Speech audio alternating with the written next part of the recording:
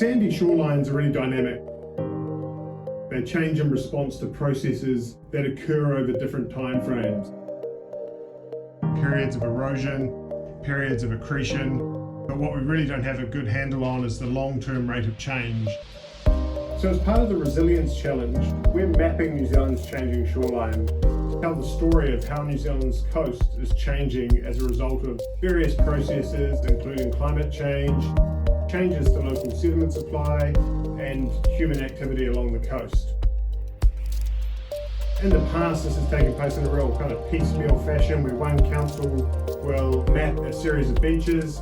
What we're doing is doing that at a national scale, so there's a single data set that can be used by councils and by engineering consultancies and the like to work out in a more consistent fashion the rates of change around New Zealand's coast.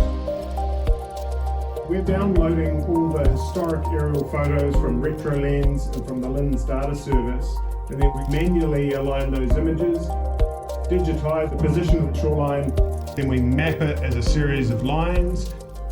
And by working out how those lines have moved through time, we're able to work out a rate of change. If we want to get a really good handle on what's happened over the last few years, we're also tapping into the commercial satellite market. We're able to buy those images for selected areas, and that gives us this really detailed view over the last decade or so. One of the more fascinating places that we've observed coastal change is down at Westport by the Buller River. On the eastern side of the river, we've seen massive accretion. Hundreds of metres, the beach has advanced seaward as a result of that river changing course and dumping sediment and building out the beach. Yet when we come to the western side of the river and look near the airport, we see considerable erosion. And that rate of erosion has been quite rapid between 1988 and 2016. It kind of highlights some of the concerns about our changing coast and what assets and infrastructure are at threat in terms of erosion and potential acceleration of erosion through time.